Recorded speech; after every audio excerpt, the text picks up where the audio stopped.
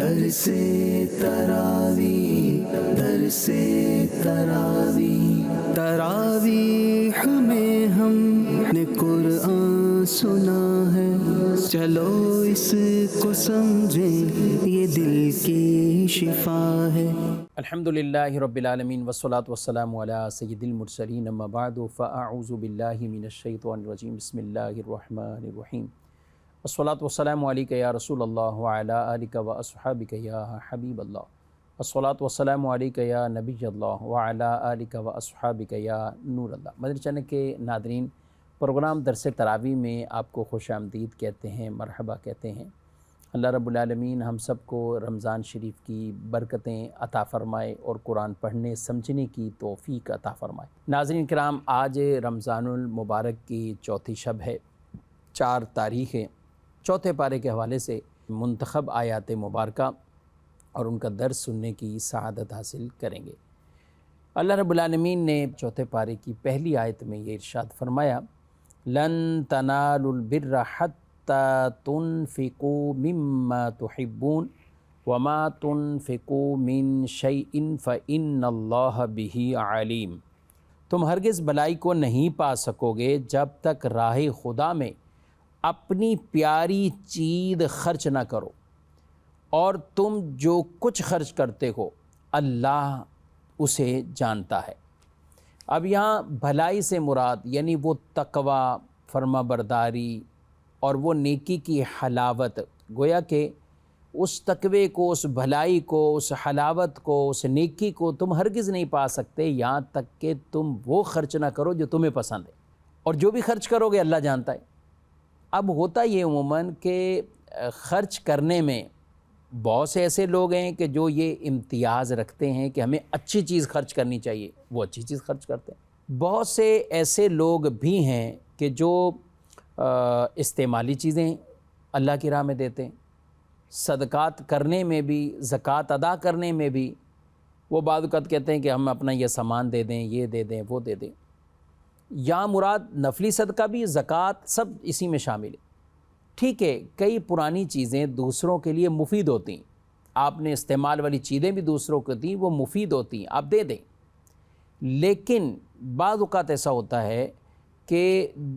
ایسی چیزیں، گھٹیا چیزیں دینا کہ وہ دوسروں کے لیے بھی کارآمد نہیں، مفید ہی نہیں ہے، تو اس پہ تو مذمت پہ الگ قرآن مجید فرقان حمید میں ایک آیت مبارکہ کو اللہ پاک نے نازل فرمایا، جب کچھ لوگوں نے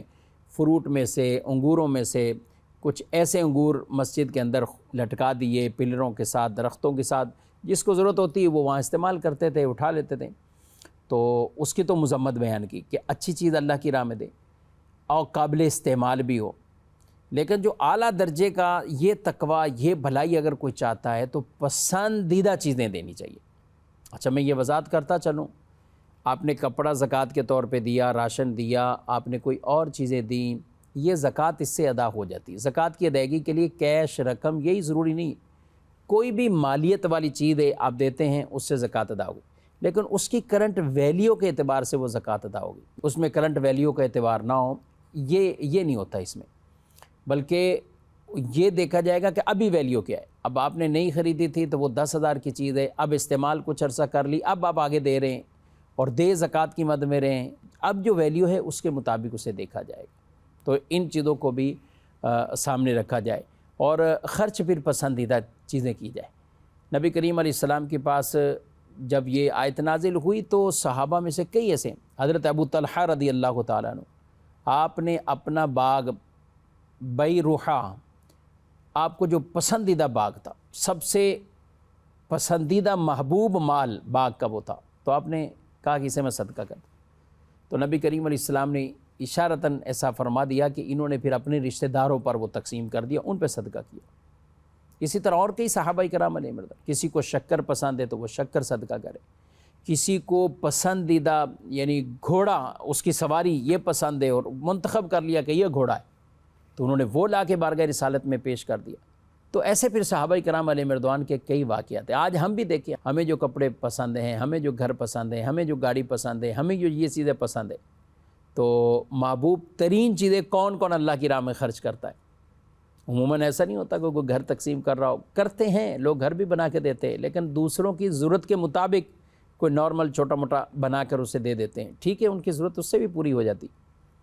اور کبھی یہ بھی عمل کر کے دیکھیں کہ پسندیدہ چیزیں، چلیں گھر میں نہیں ہو سکتا، گاڑیوں میں نہیں ہو سکتا، زمین میں نہیں ہو سکتا، باغات میں نہیں، کاروبار میں نہیں، تجارت میں نہیں ہو سکتا، تو کم از کم کھانے پینے کی جو چیزیں آپ لوگوں کو دیتے ہیں، تقسیم کرتے ہیں، صدقہ کرتے ہیں، دیگر چیزوں میں، تو ان میں اچھی کوالٹی کی چیزیں دیا کریں کہ جو خود بھی کھائیں اور وہ اچھی لگیں تو وہ دوسروں کو بھی وہ دیں، تاکہ کچھ نہ کچھ حصہ اس آیت مبارکہ پر تو ضرور عمل کرنا چاہیے۔ اللہ کرے کہ دل میں اتر جائے بات۔ مزید آگے بڑھتے ہیں، اسی پارے کے اندر اللہ رب العالمین نے خانہ کعبہ کا بھی تذکرہ فرمایا ہے۔ اللہ تعالیٰ ارشاد فرماتا ہے، ان اول بیت وضع للناس للذی ببکۃ مبارکا وہدی للعالمین، بے شک سب سے پہلا گھر جو لوگوں کی عبادت کے لیے بنایا گیا وہ ہے جو مکہ میں ہے، برکت والا ہے اور سارے جہان والوں کے لیے ہدایت ہے۔ یہاں پر یہ آیت مبارکہ یہود کے رد میں کہ انہوں نے کہا کہ سب سے جو زیادہ افضل ہے وہ ہمارا قبلہ ہے، بیت المقدس، یہ کعبے سے بھی افضل ہے، تو اس کے رد میں اللہ تعالیٰ نے یہ آیت مبارکہ ان کے جواب میں ارشاد فرمائی کہ پہلا گھر ہی وہ یہ کعبہ معظمہ ہے جس کو سب سے پہلے زمین میں بنایا گیا، تو پہلا وہ ہے کہ جو سب سے پہلے بنا وہ کعبہ معظمہ ہے، اور کثیر انبیاء کا وہ قبلہ رہا ہے، حضرت آدم علیہ السلام سے لے کر حضرت موسیٰ علیہ السلام تک تمام انبیاء کا قبلہ وہ رہا ہے۔ پھر حضرت موسیٰ، حضرت عیسیٰ علیہم السلام، ان کے دور میں بیت المقدس قبلہ ہے۔ پھر حضور اکرم صلی اللہ علیہ وسلم نے 16 مہینے یا 17 مہینے آپ نے بیت المقدس کی طرف نمازیں پڑھیں رک کر کے مدینہ منورہ میں،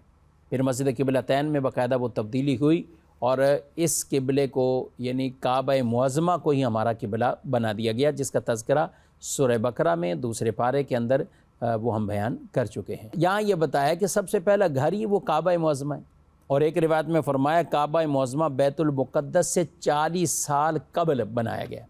40 سال قبل بنایا گیا۔ اور فرشتوں کا قبلہ بیت المعمور ہے، یعنی آسمانوں پر، اس کے نیچے بالکل یہ خانہ کعبہ ہے،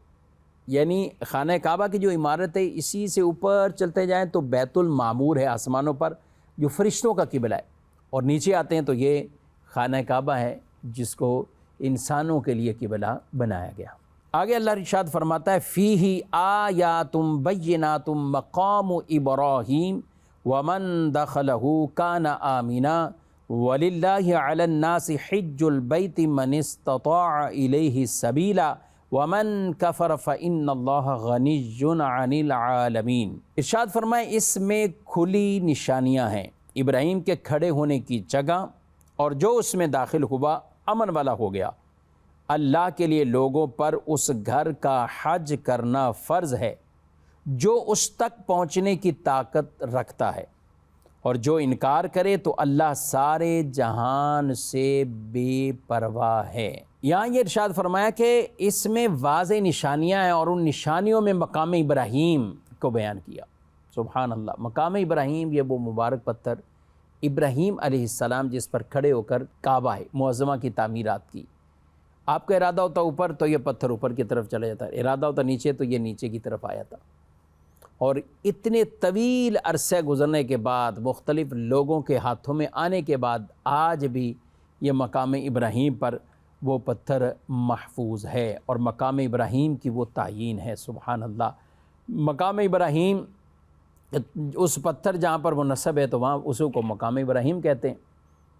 اور وہاں پہ نماز پڑھنے کا بھی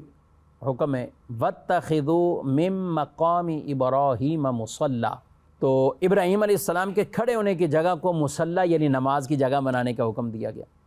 تو اس سے پتہ چلا جو نسبتیں ہیں، یہ دیکھیں جہاں ابراہیم علیہ السلام کھڑے ہوئے اللہ کو یہ کتنا ان کی ادا پسند آئی کہ اس پتھر کی بھی یہ باتیں بیان فرما دی، اور اسے بڑی نشانیوں میں سے کہا۔ ہم دیکھتے ہیں صفا مروہ، ان الصفا والمروۃ من شعائر اللہ، صفا مروہ اللہ کی نشانیوں میں سے، شعائر اللہ میں سے۔ حالانکہ بی بی ہاجرہ رضی اللہ تعالیٰ عنہ وہ دوڑی تھیں، وہ پانی کی تلاش میں تھیں، لیکن اللہ نے اسے شاعر اللہ کہا، کیونکہ وہ اللہ کی نیک بندی، ان سے نسبت ہے اس چیز کی، تو اسے شاعر اللہ کہا گیا۔ سبحان اللہ۔ اور خانہ کعبہ کی وجہ سے اللہ تعالیٰ نے پورے حرم کی حدود کو امن والا بنا دیا۔ یہاں تو یہ فرمایا وَمَن دَخَلَهُ كَانَ آمِنًا، تو مراد پورے حدود حرم کو امن والا۔ یہاں کسی کو جرم، قتل، یہ وہ، اس کی سزا یہاں نہیں قتل کیا جائے گا، یہاں نہیں کیا جائے گا، یہ حد یہ نافذ اس پر یہاں نہیں کی جائے گی، ان کے لیے ایک حفاظت ہے، امن ہے۔ یہ حرم سے مراد ناظرین کرام خانہ کعبہ کے ارد گرد کئی کلومیٹر تک یہ علاقہ پھیلا ہوا ہے، یعنی اس علاقے میں وہاں باقاعدہ نشانات لگا کر ایک امتیاز اسے کر دیا گیا، ممتاز ہے، پتہ چل جاتا ہے کہ یہ حرم، اور یہاں سے حرم کی حدود ہے، یہ حرم سے باہر ہے۔ اور جو لوگ وہاں پر یعنی مکے میں رہتے ہوئے اب ان کا عمرے کا ارادہ ہوتا ہے تو وہ حدود حرم سے باہر جا کر وہ احرام کی نیت کرتے ہیں اور پھر آتے ہیں۔ اس کے لیے مسجد عائشہ اور مقام جعرانہ عموماً لوگ وہاں سے وہ احرام باندھتے ہیں، لیکن اس کے علاوہ بھی اگر کسی اور طرف سے بھی کوئی آ رہا ہے اور حدود حرم سے پہلے اسے یہ نیت کرنی ہے۔ اسی طرح جدہ سے یا کوئی اور کسی مقام سے جو بھی آتے ہیں تو ان کو بھی حدود حرم سے پہلے ہاں جو میقات سے باہر سے آ رہے ہیں تو اسے میقات پر ہی اپنے احرام اور یہ نیت اس کے تقاضے پورے کرنے ہوتے ہیں، لیکن جو میقات کے اندر اور حرم کی حدود سے باہر تو اسے بھی حدود حرم سے پہلے یہ نیت کرنی ہے، اور جو حرم کے اندر ہیں تو انہیں حرم کی حدود سے باہر جا کر نیت کر کے اور اس کے تقاضے پورے کرتے ہوئے پھر وہ عمرے کے لیے آتے ہیں۔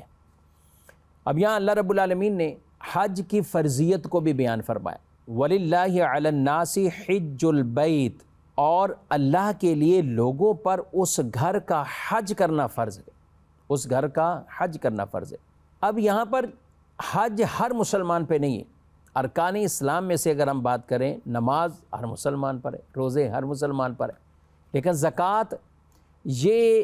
ہر مسلمان پر یوں نہیں، جو صاحب نصاب ہیں ان پر زکوٰۃ ہے۔ اسی طرح حج کا معاملہ بھی من استطاع الیہ سبیلا، جسے طاقت ہے وہاں پہنچنے کی، اور یہ استطاعت اس کی تفسیر حدیث میں جو ارشاد فرمائی گئی کہ سواری اور زاد راہ، یعنی وہاں پہنچنا اور خرچ،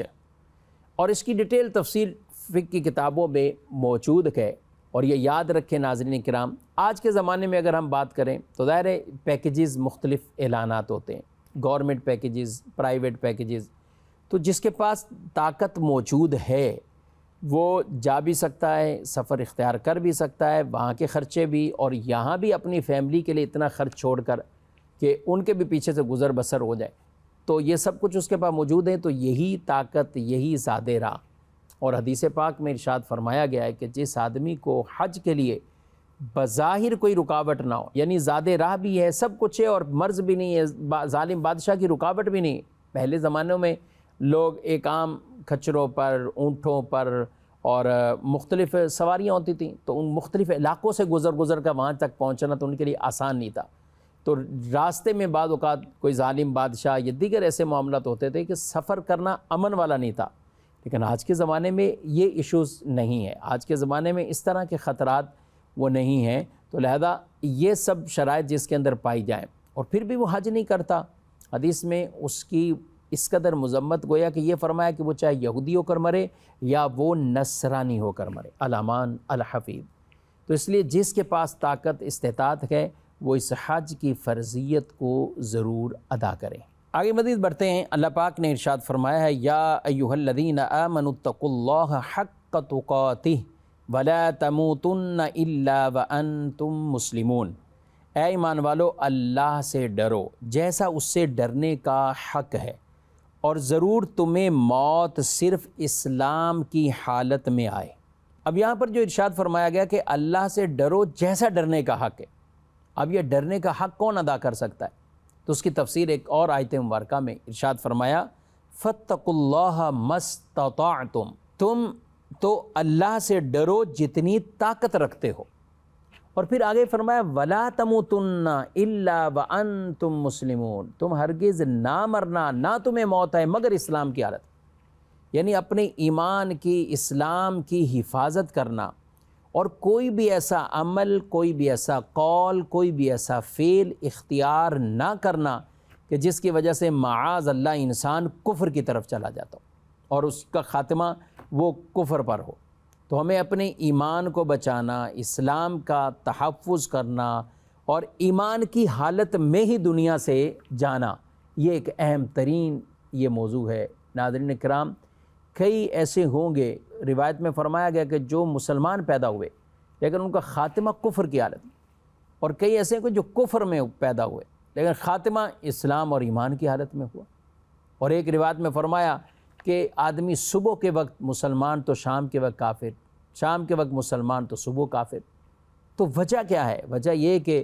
کئی ایسے اقوال ہیں، افعال ہیں، یا کوئی ایسے معاملات کہ جس میں انسان اپنے اسلام سے ہاتھ دھو بیٹھتا ہے، ایمان سے چلا جاتا ہے۔ تو اس لیے اپنے ایمان کی حفاظت رکھنا یہ بہت ضروری ہے۔ ہمارے نبی صلی اللہ علیہ وسلم ہماری تعلیم کے لیے دعا مانگا کرتے تھے، یا مقلب القلوب ثبت قلبی علی دینک، اے دلوں کو پھیرنے والے میرے دل کو اپنے دین پر ثابت قدم فرما دے، یعنی اس پر ثابت قدم رہے۔ تو یہ دعا بھی ہمیں پڑھتے رہنا چاہیے، اور ایسے ہر اس کام سے بچنا ہے کہ جو معاذ اللہ ایمان کو ضائع کرنے کا سبب بن جاتے ہیں۔ آگے مزید بڑھتے ہیں، اللہ تعالیٰ نے ارشاد فرمایا ہے وَلْتَكُن مِّنْكُمْ أُمَّةٌ يَدْعُونَ إِلَى الْخَيْرِ وَيَأْمُرُونَ بِالْمَعْرُوفِ وَيَنْهَوْنَ عَنِ الْمُنْكَرِ وَأُولَٰئِكَ هُمُ الْمُفْلِحُونَ، اور تم میں سے ایک گروہ ایسا ہونا چاہیے جو بھلائی کی طرف بلائیں اور اچھی بات کا حکم دے، بری بات سے منع کریں، اور یہی لوگ فلاح پانے والے ہیں۔ اور اس امت کی بھی اللہ تبارک و تعالیٰ نے جو ایک خاص وجہ فضیلت کو بیان کیا، امت مصطفیٰ کی فضیلت کو بیان کیا، وہ یہ ارشاد فرمایا کنتم خیر امت اخرجت للناس تأمرون بالمعروف وتنہون عن المنکر وتؤمنون باللہ ولو آمن اہل الکتاب لکان خیرا لہم منہم المؤمنون واکثرہم الفاسقون۔ ارشاد فرمایا اے مسلمانوں، تم بہترین امت ہو جو لوگوں کی ہدایت کے لیے ظاہر کی گئی، تم بھلائی کا حکم دیتے ہو اور برائی سے منع کرتے ہو اور اللہ پر ایمان رکھتے ہو، اور اگر اہل کتاب بھی ایمان لے آتے تو ان کے لیے بہتر تھا، ان میں کچھ مسلمان ہیں اور ان کی اکثریت نافرمان ہیں۔ یہاں ناظرین کرام اس امت کی افضلیت کو جو بیان کیا گیا، اور وہ وجہ فضیلت کیا بیان کی گئی کہ تم نیکی کی دعوت دیتے ہو اور برائی سے تم روکتے ہو۔ یاد رکھیں کہ مجموعی طور پر یہ عمل کرنا، تبلیغ دین کا یہ عمل کرنا، امر بالمعروف و نہی عن المنکر، یہ عمل فرض کفایہ ہے۔ عام طور پہ دیکھیں تو یہ فرض کفایہ کے اس زمرے میں آتا ہے۔ اب اس کے احکامات مختلف انداز سے ہو سکتے ہیں، کب فرض عین کسی پر ہو جاتا ہے، کب وہ فرض کفایہ کے طور پہ رہتا ہے۔ کئی مرتبہ ایسا ہوتا ہے کہ وہ برائی ختم کر دینا یہ اختیار میں ہوتا ہے، اب کبھی زبان سے، کبھی ہاتھ سے، اور ورنہ پھر دل میں برا جانے۔ اس لیے رسول اللہ صلی اللہ علیہ وسلم کی حدیث ہے کہ تم میں سے کوئی برائی دیکھے تو اسے تبدیل کرے، چاہے وہ ہاتھ سے کرے، زبان سے کرے، اگر اس کی طاقت نہیں تو پھر دل میں برا جانے، اور یہ ضعیف درجہ ہے، یہ ضعیف درجہ ہے۔ تو لہذا تبلیغ دین کا جو کام ہے وہ ہر آدمی اپنے اپنے اعتبار سے کرے۔ کوئی لکھ کر مصنفین ہیں تو تحریری طور پر کرتے ہیں، کچھ مبلغین واعظین زبانی طور پر کرتے ہیں، قولی بھی کرتے ہیں، ہاں قول کے ساتھ عمل بھی ہو ساتھ، تو عملی تبلیغ بعد اوقات زیادہ مؤثر ہو جاتی۔ یعنی ایک وہ بات ہے کہ جو لوگوں کو بتائی کہ یہ نیکی کی بات ہے، اور ایک اس پر خود بھی عمل ہے۔ تو یہ جب دونوں چیزیں لوگ دیکھتے ہیں تو عموماً ان کے دلوں میں اس کا اثر پیدا ہوتا ہے، زیادہ تاثیر، اور یہی وجہ ہے معاشرے میں ایسے افراد جن کی تبلیغ میں قولی تبلیغ کے ساتھ ساتھ عملی تبلیغ شامل ہے، عمل شامل ہے، تو ان کی تبلیغ بھی مؤثر ہو جاتی ہے۔ اور جب آدمی یہ کام ہی چھوڑ دیتا ہے، یعنی وہ امر بالمعروف و نہی عن المنکر کرتا ہی نہیں ہے کہ بس یہ مولانا کا کام ہے، مسجد میں، محراب میں، ممبر میں ہو جائے گا، اس کے علاوہ نہیں، تو پھر یہی وجہ ہے معاشرے میں گھر گھر کے اندر، جب گھر میں یہ باتیں نہیں، گھر میں کوئی سمجھانے والا یہ نہیں، تو بے راہ روی کی طرف چلے گئے۔ 100% پتہ ہوتا ہے اولاد کما کر کہاں سے لا رہی، بعض کا یہ چیزیں بھی پتہ ہوتی ہیں کہ اس کی اتنی آمدنی نہیں ہے مگر پیسہ زیادہ آ رہا ہے، تو کوئی ہمت ہی نہیں کرتا، کوئی پوچھتا ہی نہیں ہے، نہ بیوی شوہر سے پوچھتی ہے، نہ والدین بچوں سے پوچھ سکتے ہیں، نہ پوچھتے ہیں، بس کہتے ہیں پیسہ آ رہا ہے، بھائی بھائی سے نہیں پوچھتا، پیسہ آ رہا ہے، کہاں سے آ رہا ہے، ذرائع کیا ہیں، جبکہ یہ بھی پتہ ہے کہ یہ کچھ اور ایسے ذرائع اختیار کیے ہوئے ہیں کہ جو شرعاً جائز نہیں ہے، لیکن پیسہ چونکہ آ رہا ہے سب کو اچھا لگ رہا ہے۔ تو اس لیے جب حد تک ہم اس کو اپنی ذمہ داری نہیں سمجھیں گے کہ امر بالمعروف بھی ایک کام ہے، اور اس کے اندر بھی ہمیں کیا کیا احتیاطیں اور کن کن اقوال پر ہمیں عمل کرنا ہے، تو پھر معاشرے میں برائیاں کیسے ختم ہوں گی۔ اور یہ بات بھی یاد رکھنی چاہیے کہ جب اللہ اور اس کے رسول کی نافرمانی والا کام ہو تو وہاں کسی کی اطاعت نہیں، پھر یہ نہیں کہا جائے گا کہ افسر کہہ رہا ہے، والد کہہ رہا ہے، استاد کہہ رہا ہے، باس کہہ رہا ہے، اللہ رسول کی نافرمانی، تو وہاں یہ سلسلہ موقوف ہونا چاہیے، وہاں یہ سلسلہ پھر نہیں، کیونکہ اللہ رسول کی نافرمانی کے کاموں میں مخلوق میں سے کسی کی اطاعت نہیں کی جائے گی، وہ فرما برداری نہیں کی جائے گی۔ اور یہ عمل چھوڑنے کی، نیکی کی دعوت چھوڑنے کی جو گناہ یا جو وعید کہنے، ویسے تو کئی اس میں جن میں گناہوں کے اندر بھی انہیں شمار فرمایا گیا۔ ایک حدیث میں ارشاد فرمایا رسول اللہ صلی اللہ علیہ وسلم نے کہ اس ذات کی قسم جس کے دستے قدرت میں میری جان ہے، تم یا تو ضرور نیکی کا حکم دو گے اور برائی سے منع کرو گے، یا قریب ہے کہ اللہ تعالیٰ اپنی طرف سے تم پر عذاب بھیجے، پھر تم اس سے دعا مانگو گے، وہ تمہاری دعا قبول نہیں ہوگی، وہ تمہاری دعا قبول نہیں ہوگی۔ اور ایک اور مقام پہ ارشاد فرمایا جب زمین میں گناہ کیا جائے تو جو وہاں موجود ہے مگر اسے برا جانتا ہے، وہ اس کی مثل ہے جو وہاں نہیں موجود ہے، اور جو وہاں نہیں ہے مگر اس پر راضی ہے تو وہ اس کی مثل ہے جو وہاں حاضر ہے۔ یعنی کبھی یہ درجات بھی آ جاتے ہیں کہ گناہ کا کام ہے، آپ کو روکنے کی طاقت نہیں ہے، بلکہ روکنے سے اور فتنے بڑھ جانے، تو کم از کم یہ تو درجہ ہے دل میں برا جانو۔ اب تو لوگ دل میں بھی برا نہیں جانتے، دل میں بھی برا نہیں جانتے، بلکہ دھڑلے سے کہتے ہیں خوشی کا موقع کرنے دیں۔ تو اس لیے قرآن نے اس امت کی جو افضلیت کو بیان کیا وہ اس وجہ سے کہ تم نیکی کی بات کرتے ہو اور برائی سے روکتے ہو۔ آگے مزید بڑھتے ہیں، اللہ پاک ارشاد فرماتا ہے یا ایھا الذین آمنوا لا تأکلوا الربا اضعافا مضاعفہ واتقوا اللہ لعلکم تفلحون، اے ایمان والو دگنا در دگنا سود نہ کھاؤ اور اللہ سے ڈرو اس امید پر کہ تمہیں کامیابی مل جائے۔ سود بھی کبیرہ گناہ ہے، اور سود میں جو یہاں فرمایا دگنا در دگنا، لوگ کیا کرتے تھے کہ زمانہ جاہلیت میں بھی سود پر جو پیسے کسی کو قرضہ دیتے ہیں، اب وہ مدت آ جاتی تو وہ واپسی لینے کے لیے، لیکن اب بھی اس کے پاس ادائیگی نہیں ہے تو اسے مزید آگے دگنا کر دیتے۔ تو یہ دگنا در دگنا اب یوں تسلسل کرتے کرتے کرتے وہ کہاں سے کہاں پہنچ جاتا تھا، وہ گویا کہ سود کھا رہے ہوتے تھے۔ سود ایک ایسی یہ معاشرے میں ایک لعنت ہے جو رائج ہے، اور پتہ نہیں اتنی رائج ہو چکی ہے، اور کئی لوگ ایسے ہیں کہ جن کو بس سود سے ہی تعلق ہے، وہ بس اپنی پیمنٹ دیتے ہیں، سود لیتے رہتے ہیں۔ کئی کاروبار کو گھما پھرا کے نام کاروبار کا دیا ہوا ہے، شراکت داری کا دیا ہوا ہے، لیکن حقیقتاً وہ شراکت داری نہیں ہوتی، ان کے پیسے بھی فکس، ان کا پروفٹ بھی فکس، وہ نفع نقصان میں اس طور پر شامل ہی نہیں ہوتے۔ لوگ کہہ رہے ہوتے ہیں ہم انہیں نفع میں سے کچھ دے رہے ہیں، لیکن وہ سود کے زمرے میں آتا۔ اللہ کے نبی صلی اللہ علیہ وسلم نے ارشاد فرمایا سود کھانے والے، کھلانے والے، سود لکھنے والے اور اس کی گواہی دینے والے پر لعنت فرمائی رسول اللہ صلی اللہ علیہ وسلم نے، اور فرمائی یہ سب گناہ میں برابر ہیں۔ تو سود سے اپنے آپ کو ضرور بچانا ہے، اور کوئی بھی ایسا عمل نہیں کرنا کہ جس میں انسان سود کے اندر پڑے۔ آگے ناظرین اکرام ایک اور وصف اہل ایمان کا اور خوبصورت ایسے بندوں کا وصف ہے جو اللہ کے پیارے بندے ہیں۔ اللہ نے ارشاد فرمایا الذین ينفقون فی السراء والضراء والکاظمین الغیظ والعافین عن الناس واللہ یحب المحسنین، اور وہ جو خوشحالی اور تنگ دستی میں اللہ کی راہ میں خرچ کرتے ہیں اور غصہ پینے والے ہیں اور لوگوں سے درگزر کرنے والے ہیں، اور اللہ نیک لوگوں سے محبت فرماتا ہے۔ یعنی خوشحالی میں بھی خرچ کرتے ہیں، تنگ دستی میں بھی خرچ کرتے ہیں۔ آدمی یہ نہ سوچے کہ خرچ کرنا امراء کا کام، امیر لوگوں کا کام، اغنیاء کا کام، جو غربت میں نارمل جاب کر رہا ہو، کچھ بھی کر رہا ہو، وہ بھی خرچ کرے، وہ بھی اللہ کی راہ میں دے، خرچ کرے۔ اور کہا غصے کو پی جانے والے اور لوگوں کو معاف کرنے والے اللہ پسند فرماتا ہے، نیک لوگوں کو، محسنین کو، احسان کرنے والوں کو اللہ تعالیٰ پسند فرماتا۔ یہ ناظرین کرام خوبصورت اوصاف ہیں، ہمیں کوشش کرنی، رمضان شریف ہے، رمضان شریف میں بھی ان اوصاف پر خرچ بھی کرنا ہے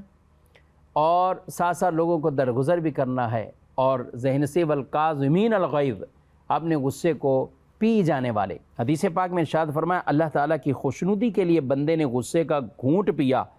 اس سے بڑھ کر اللہ کے نزدیک کوئی اور گھونٹ نہیں، اس سے بڑھ کر کوئی اور گھونٹ نہیں۔ اللہ تعالیٰ ہم سب کو تعلیمات قرآن پر عمل کی توفیق دے، نور قرآن سے میرے اور آپ کے سینوں کو روشن منور فرمائے۔ آج چوتھے پارے کی چند آیات مبارکہ خلاصہ سنا ہے، انشاءاللہ آئندہ کل 5ویں پارے کا درس سنیں گے۔ اللہ تعالیٰ عمل کی توفیق دے، آمین بجاہ النبی الامین صلی اللہ علیہ وسلم۔ درس تراوی، درس تراوی، تراویح میں ہم نے قرآن سنا ہے، چلو اس کو سمجھیں یہ دل کی شفا ہے۔